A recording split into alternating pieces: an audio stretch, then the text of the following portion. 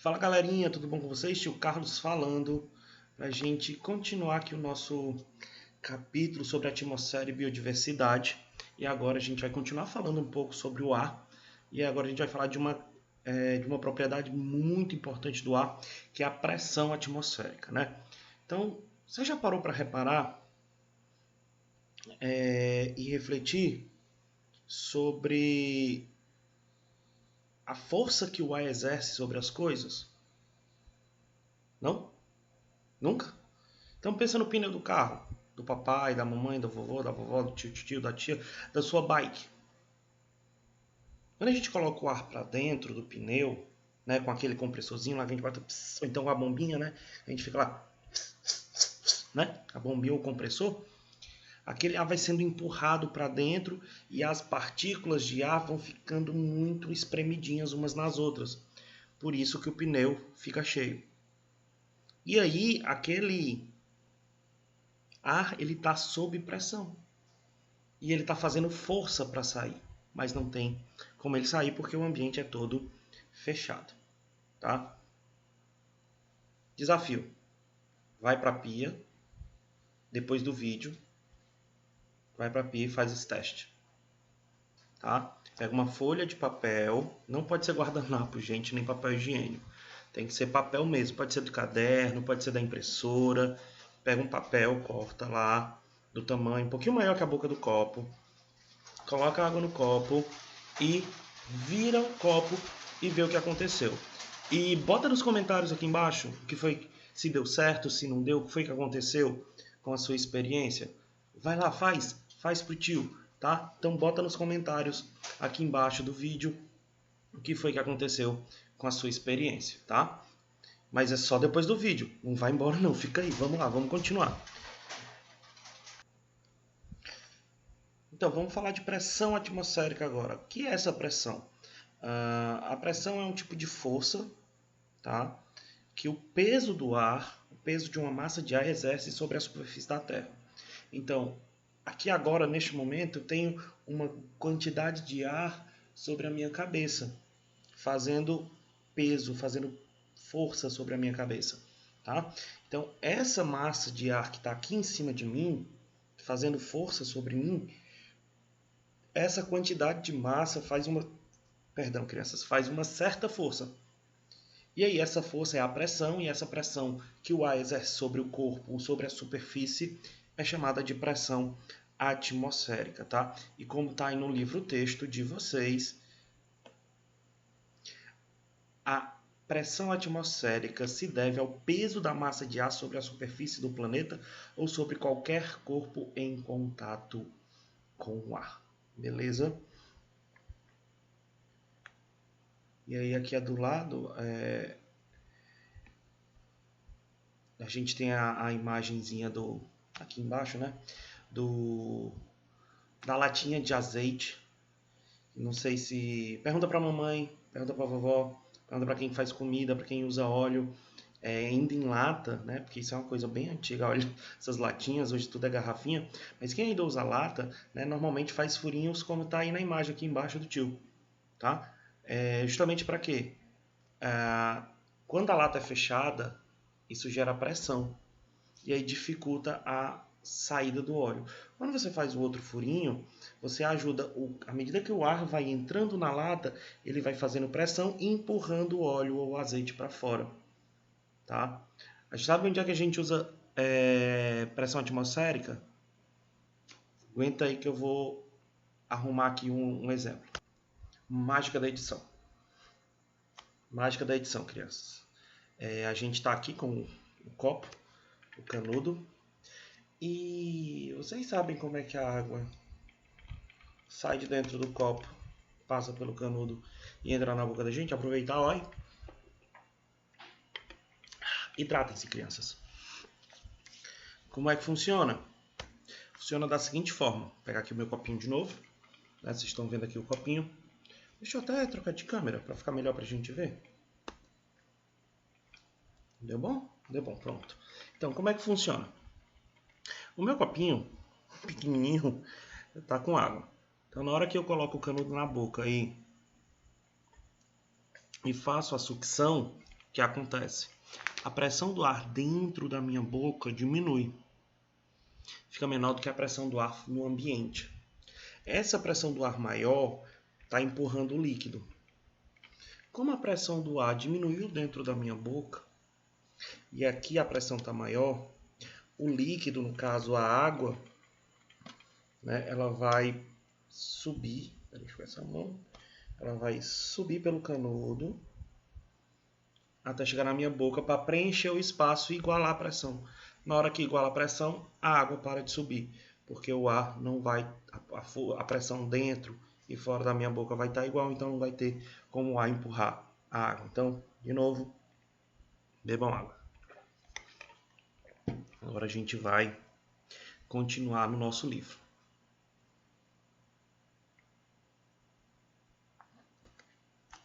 Deu para entender bacana? Deu para entender bacana, né? Então é assim que funciona a pressão atmosférica. É outro exemplo muito interessante, esse aqui é do ladinho, que é aquelas latinhas de conservados, né? Que tem aquela borrachinha em cima. Essa borrachinha ela serve para ajudar a vedar, para a tampa ficar presa, porque a pressão do lado de dentro fica menor e a de fora maior, então fica ruim de abrir, como se tivesse uma força puxando. Na verdade é a força empurrando a tampa do ar do lado de fora. Quando a gente tira esse lacrezinho, como está aí essa borrachinha, o ar entra, iguala a pressão e fica mais fácil da gente conseguir remover a tampa. Então, para medir a pressão atmosféricas, né, os moços aqui, ó, o Torricelli e o Vivani, eles, vou até destacar aqui o nome deles, ó, eles mediram a pressão usando um líquido, tá? E aí, como é que eles fizeram? Como é que eles chegaram nisso? Procuravam explicar por que as bombas d'água como essa daqui que tem lá na casa da avó do interior, né, que você vai fazendo força e a água vai subindo e jorrando, consegue captar água do solo localizada no máximo a 10 metros de profundidade. Como foi que eles fizeram isso? Nessa data aqui, que eu vou destacar ela também,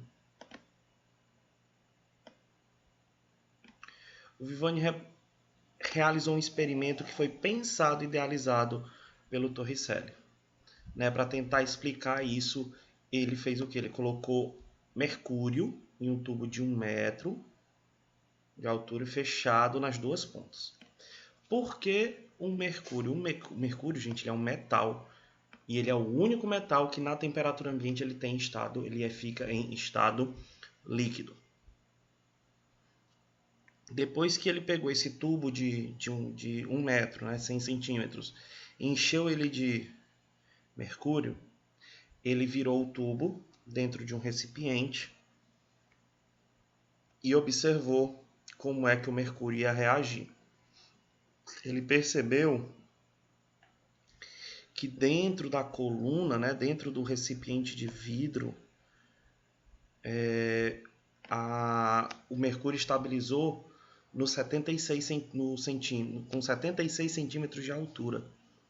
Então, o Torricelli e o Vivani presumiram que a pressão atmosférica ao nível do mar é de 76 centímetros de mercúrio.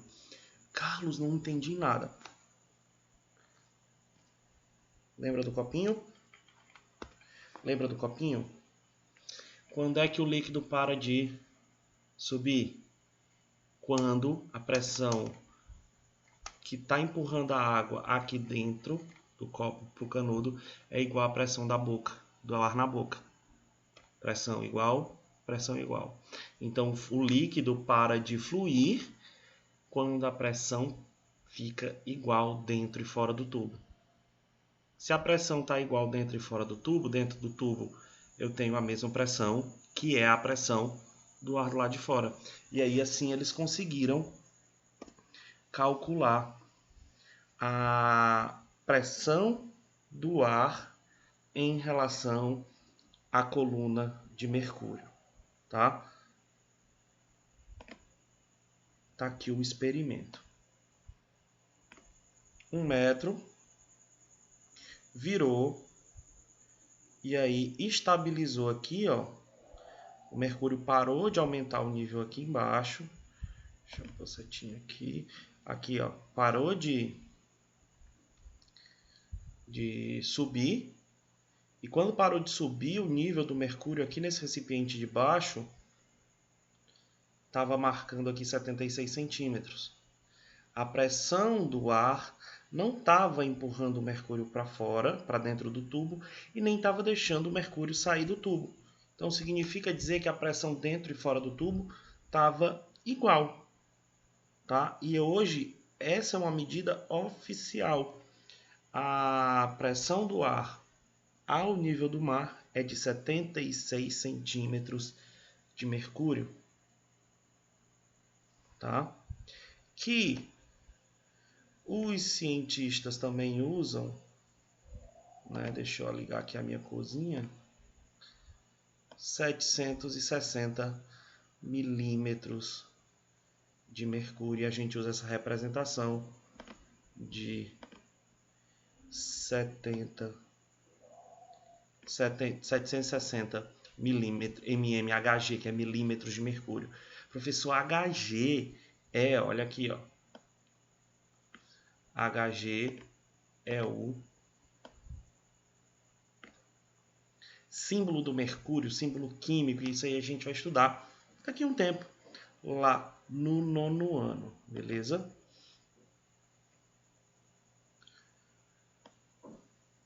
Então presta atenção.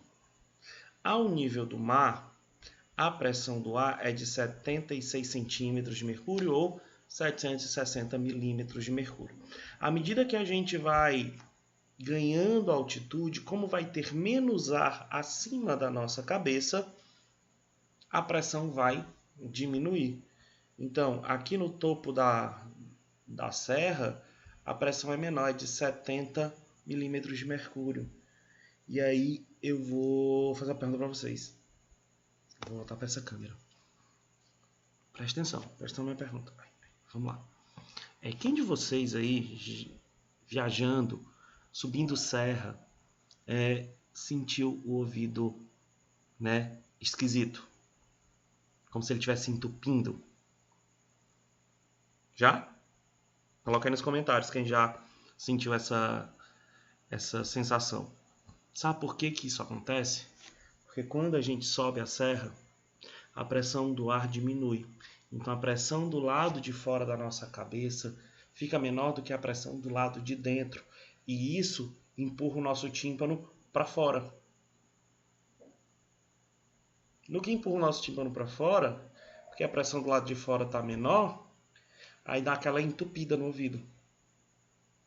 Aí você faz o quê? Um processo que a gente chama de equalização da pressão. Você tampa o nariz e joga ar pelo nariz para equalizar a pressão. Tá? E aí a gente tem, né, que o ouvido destampa. Certo? Então isso acontece quando a gente sobe serra, quando viaja de avião. Então quando a gente viaja de avião também acontece, tá? O instrumento usado para medir a pressão do ar é chamado de barômetro. E ele é muito utilizado nas estações meteorológicas, que é quem faz a previsão do tempo. O nosso estado, a FUNSEMI, que é um órgão do governo, tem várias estações meteorológicas espalhadas pelo estado.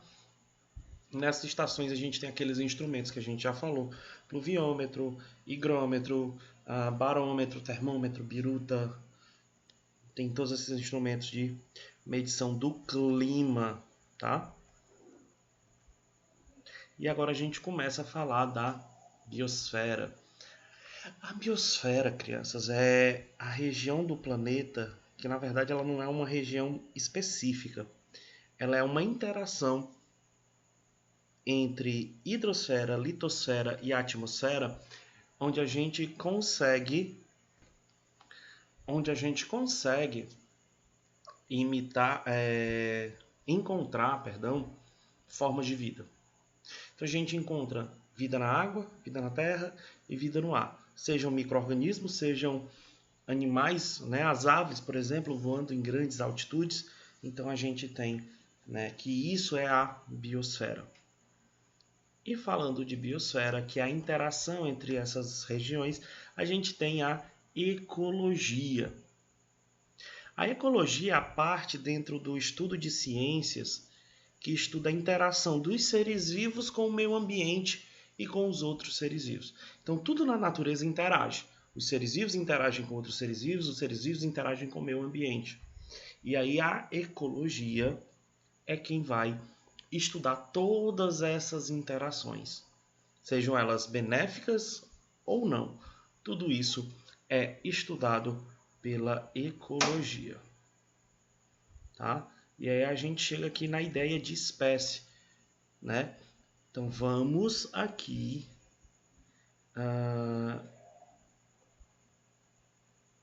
o que é uma espécie. Então essa parte que eu destaquei aí seria interessante você destacar também, né? É a definição, é a ideia de espécie. Uma espécie, portanto, é um conjunto de indivíduos que na natureza são capazes de cruzar entre si e gerar descendentes férteis. Então, se eu tenho um homem e uma mulher completamente saudáveis, se a mulher estiver em período fértil e eles mantiverem relações sexuais, eles vão dar origem a um bebê potencialmente fértil, com potencial de reprodução. Por isso, esses dois indivíduos pertencem à espécie humana. O gatinho e a gatinha, quando se encontram, vão lá para o telhado, faz aquela barulheira e acasala. A gatinha fica prenha e dá à luz aos filhotinhos. Esses filhotinhos que têm capacidade de reprodução fazem com que a gente entenda que os gatinhos que se encontraram no telhado, eles pertencem à mesma espécie. Tá? Quando dois organismos da mesma espécie, de espécies diferentes, mas que na evolução, na história da evolução, eles ainda são parentes próximos, como por exemplo o cachorro e o lobo, se eles se encontram e cruzam, nasce um filhote, porque o parentesco deles ainda é muito próximo. Mas esse filhote ele não é fértil, ele não conseguirá reproduzir. Então, quando esse filhote que nasce não tem capacidade de reprodução, eu posso afirmar que esses dois seres vivos eles não pertencem à mesma espécie. Outra coisa importante, cada espécie biológica já identificada pelos cientistas recebem um nome científico, tá? E aí esse nome científico ele é criado para identificar em qualquer lugar do mundo. Por exemplo, em português, cat, ou em português, gato, em inglês, cat. Né? Aí eu chego lá no Japão é outro nome, na Alemanha é outro nome, na Espanha é outro nome. Então, para evitar essa confusão científica, estabeleceu-se a nomenclatura científica, que é o formato que é usado pela ciência. Por exemplo, aí no livro de vocês a gente tem o nome científico da onça, né, que é Panthera onca. Tá aqui.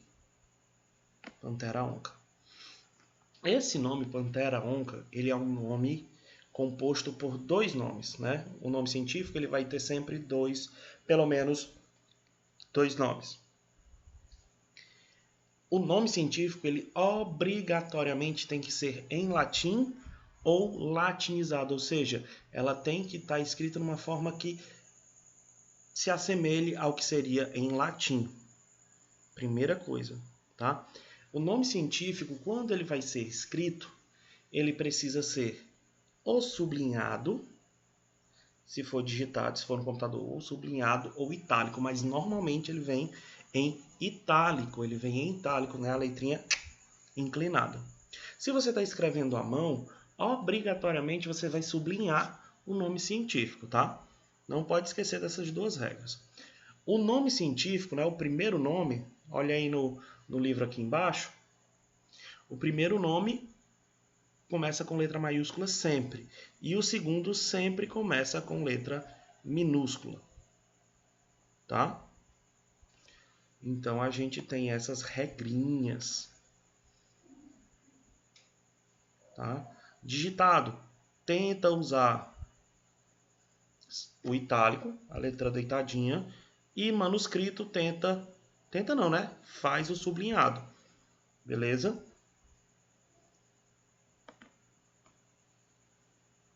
Vamos continuar. Habitat nicho. Ainda falando de ecologia, ainda falando da interação dos seres vivos. O habitat de um ser vivo é o lugar onde ele vive. É o lugar onde ele vive. Então, o habitat do macaco é a floresta. O habitat do tatu são as matas, cavando buraco. O habitat das aves é em cima das árvores. O habitat da minhoca é dentro da terra. Então, onde o ser vivo vive, né, dá até uma travadinha na língua, o ser vivo vive, a gente chama isso de habitat. E as relações desse ser vivo com os outros seres vivos e com o ambiente a gente chama de nicho ecológico, simplesmente nicho. Em alguns sites, vídeos e livros, eles colocam assim que o nicho é a profissão do ser vivo. Como assim, tio? É que o nicho é a função daquele ser vivo no ambiente. A minha função na escola é dar aula, então o meu nicho é professor. O seu, que está assistindo, que é aluno, a sua função na escola é assistir às aulas, estudar e aprender. Então, seu nicho é aluno. Entendeu aí a comparação? Então, vamos lá. O leão, qual é o nicho dele? Qual é a função dele no ambiente? Ele é um predador. Ele se alimenta de outros animais. Pegou aí a ideia? Pegou a visão? Pegou a ideia? Se tiver dúvida, e-mail e no WhatsApp, no dia do plantão. Beleza? E aí, para quem não sabe, o e-mail é dúvidasdebiologia@live.com ou professor.carlinhosfernandes@gmail.com. Se eu lembrar, eu coloco na descrição do vídeo o contato, tá bom? Mas provavelmente eu vou esquecer, então nem se iluda. Então a gente pode dizer de forma simplificadíssima que o nicho é o modo de vida de uma espécie. Tá? Então, por exemplo, esse ser vivo, vamos falar de um animal, ele tem hábito de vida diurno ou noturno, ele é carnívoro ou herbívoro, ele anda em grupo, ele anda sozinho, tudo isso faz parte da descrição do nicho desse ser vivo. Olha o exemplo do livro. A onça pintada e a capivara se encontram no mesmo habitat. O Pantanal Mato Grossense, que fica lá no estado do Mato Grosso, Mato Grosso do Sul. A onça é carnívora, a capivara é herbívora. Então eles estão no mesmo lugar, mas eles não ocupam a mesma função. Uma onça e um jacaré, os dois são carnívoros. Então eles ocupam a mesma função, então eles vão disputar alimento. Os organismos que pertencem ao mesmo nicho, normalmente eles competem entre si por alimento. Beleza? Show de boleta? Então vamos em frente. Olha aí a imponência da onça e a tranquilidade da capivara na imagem. Então vamos continuar. População e comunidade. População é um conjunto de indivíduos da mesma espécie que vive numa determinada região. Por exemplo, a população de garças da Lagoa da Parangaba. Vocês já viram, né, que tem garça na Lagoa da Parangaba, né? Você que por acaso caiu de paraquedas nesse vídeo e não sabe o que é a Lagoa da Parangaba, é porque eu moro aqui em Fortaleza, no Ceará. Então, a gente tem uma lagoa num bairro aqui que tem muitas garças. Então, ali eu tenho uma população de garças, crianças. Vamos manter a Lagoa da Parangaba na mente. Se você caiu de paraquedas é de outro lugar do país, pensa numa lagoa próxima da sua casa. Nessa lagoa a gente vai ter aves aquáticas, peixes, alguns roedores, anfíbios, talvez alguns répteis, alguns lagartos. Então, esses seres vivos formam a comunidade. A comunidade é um conjunto de populações de um determinado habitat. Beleza? Então, população é um conjunto de indivíduos da mesma espécie, comunidade é o conjunto de populações diferentes que habitam a mesma região. E aí, nessa forma de interagir no ambiente, os seres vivos se alimentam uns dos outros. Os herbívoros se alimentam das plantas, os carnívoros se alimentam dos herbívoros e alguns carnívoros se alimentam de outros carnívoros. E essa relação, né, onde um ser vivo se alimenta do outro, recebe o nome de cadeia alimentar. Tá? Cadeia alimentar. Então, a gente pode dizer que a cadeia alimentar é uma representação, a gente pode dizer assim, que ela é a representação de quem serve de alimento para quem dentro do meio ambiente. Preste atenção aí, ó, nesse exemplo que está no nosso livro. O capim vai servir de alimento para a capivara, que por sua vez serve de alimento para a onça. Então aqui eu tenho uma cadeia alimentar. Tá? O capim, que é uma planta que produz o próprio alimento através do processo de fotossíntese, ele recebe o nome de produtor. E toda cadeia alimentar começa por um produtor, seja uma planta ou uma alga. Planta ou alga vão sempre estar no começo de todas as cadeias alimentares. Tio, tem alguma exceção? Não. Porque para começar uma cadeia alimentar, eu preciso da fotossíntese, que transforma a energia do sol em energia química para transferir para todos os seres vivos. Beleza? Então, toda cadeia alimentar começa por um produtor, que vai ser uma planta ou uma alga. Beleza? E eles são chamados de produtores porque plantas e algas produzem o próprio alimento através da fotossíntese, que vocês já estudaram isso no Fundamental 1. Quem se alimenta de um produtor, a gente chama de consumidor primário. Todos os outros que não são produtores, né, quem não é planta e quem não é alga, a gente chama de consumidor. Quem se alimenta da planta, a gente chama de consumidor primário. Quem se alimenta do consumidor primário, a gente chama de consumidor secundário. Tá? Então, a gente teria o capim como produtor, a capivara como consumidor primário e a onça pintada como consumidor secundário. Deu para entender? De boas? Dúvida, comentário, e-mail e é isso. Então, aqui embaixo a gente tem... Opa, antes da gente... A gente tem um outro exemplo de cadeia alimentar aqui embaixo. O capim, que serve de alimento para o gafanhoto, que serve de alimento para o sapo e que serve de alimento para a serpente. Então a gente tem o produtor, o capim, o consumidor primário, o gafanhoto, que usa o capim como alimento. O gafanhoto, o consumidor primário, por sua vez, serve de alimento para o sapo, que é o consumidor secundário. O sapo, por sua vez, serve de alimento para a serpente, que é o consumidor terciário. Tá? Uma outra coisa importante nas cadeias alimentares é que a matéria orgânica ela precisa ser reciclada, né? A matéria ela fica em ciclos, ela é usada pelos seres vivos e depois volta para o ambiente, é usada pelos seres vivos e depois volta para o ambiente. E quem faz essa devolução para o ambiente são os fungos e as bactérias unicelulares, que são os decompositores.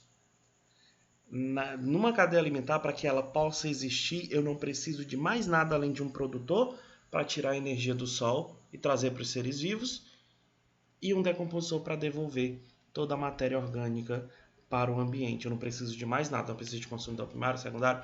Pode ter, mas se não tiver e tiver o produtor e o decompositor, eu já tenho uma cadeia alimentar.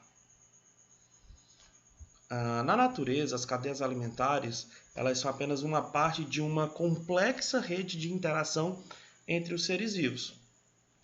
Essa complexa rede de alimentação, onde um ser vivo se alimenta de outros seres vivos, como por exemplo, a onça se alimenta da capivara, ela se alimenta da cutia, ela se alimenta do veado campeiro, ela se alimenta de vários animais. Na cadeia alimentar, a gente só tem um tipo de animal em cada canto. Eu tenho um produtor, um consumidor primário, um consumidor secundário. Na cadeia alimentar, eu posso ter muitos. Tá? E aí, a cadeia alimentar seria a junção de todas essas cadeias alimentares presentes no meio ambiente. Beleza, gente? O que é um ecossistema? O ecossistema é a junção dos seres vivos com os elementos não vivos do meio ambiente, como por exemplo o solo, a água, a temperatura, os sais minerais, os gases, tudo isso que não é vivo e está no ambiente e ainda interage com seres vivos, né? Quando a gente tem essa interação desse conjunto todo, a gente diz que isso forma um ecossistema. E aí você vai dar uma marcadinha aí no livro nesse parágrafo aí, nesse segundo parágrafo. Todos os seres vivos e os componentes não vivos do ambiente, água, minerais, do solo, gases dissolvidos, luz, entre outros, somados a todas as relações que existem entre esses elementos, formam um ecossistema. Então a definição de ecossistema é essa. Então vamos aqui. Eu tenho essa imagem, né? E perceba que ela está dividida, toda fragmentada.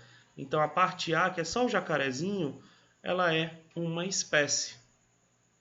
Quando eu tenho esse jacarezinho e os outros jacarés que são da mesma espécie, eu tenho uma população. Quando os jacaré, eu tenho um jacaré e a águia, eu acho que é uma águia, um falcão, pegando um peixe, eu tenho várias populações. Então eu tenho uma comunidade. Eu tenho a comunidade biológica interagindo com o meio ambiente à sua volta. Eu tenho um ecossistema, que é o que tem aqui na letra D. E por último, eu tenho todos os ecossistemas da Terra formando a biosfera. Certo? Então a gente fala agora de biodiversidade. Isso é uma palavra nova dentro da comunidade científica, dentro do meio científico. Biodiversidade é a variedade das formas de vida que existe num determinado local, né? E aí tem até um meme da internet que diz assim: a Amazônia ainda abriga muitas espécies desconhecidas. E aí no meme pergunta: como é que sabe? Quem foi que disse? Né? Então a gente tem na natureza uma infinidade de espécies já conhecidas, já descritas pela ciência. Mas também existe uma outra infinidade de espécies que a gente não conheceu e muito provavelmente nunca vai conhecer, porque as espécies surgem e entram em extinção a todo tempo. Tá? Então, Conhecer essa biodiversidade é importante para saber o que tem na natureza, como aproveitar a natureza de forma consciente, né? E evitar destruir os habitats e as espécies naturais só por ganância do ser humano.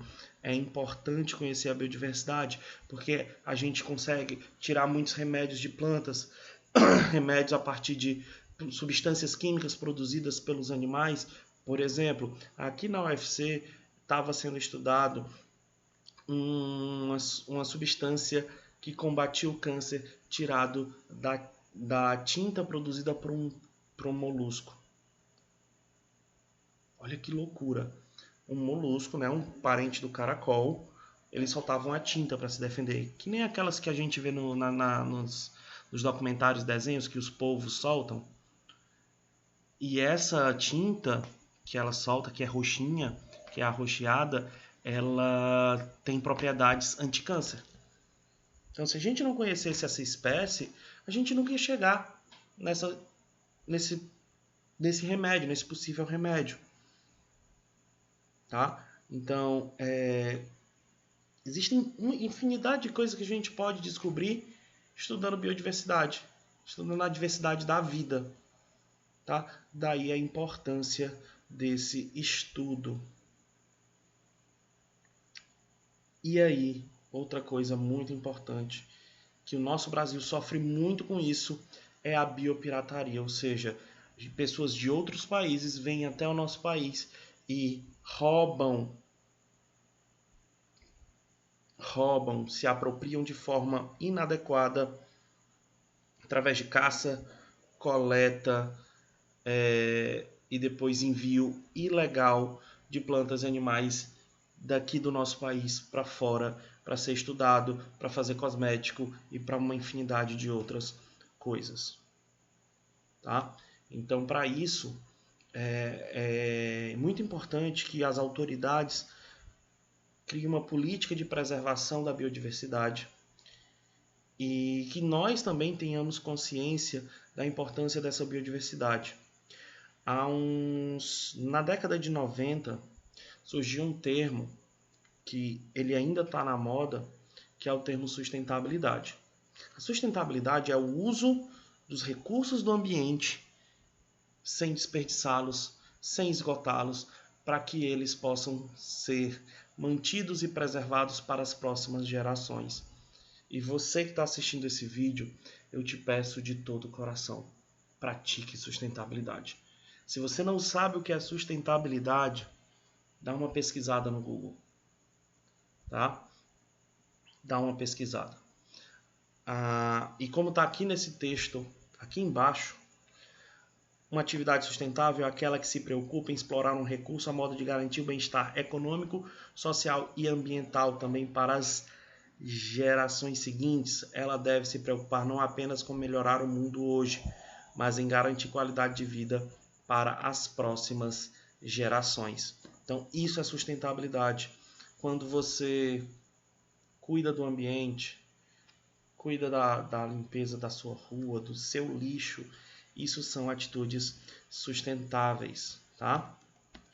E aí eu acho que a gente vai exatamente encerrando a nossa aula de hoje. Ficou bem comprido porque tinha bastante conteúdo para cumprir. Mas é isso mesmo. Tio Carlos vai deixando um abraço para vocês, vai se despedindo. Eu vou ficando por aqui. Tenham uma excelente vida, bebam água e pratiquem sustentabilidade. Forte abraço, valeu, falou!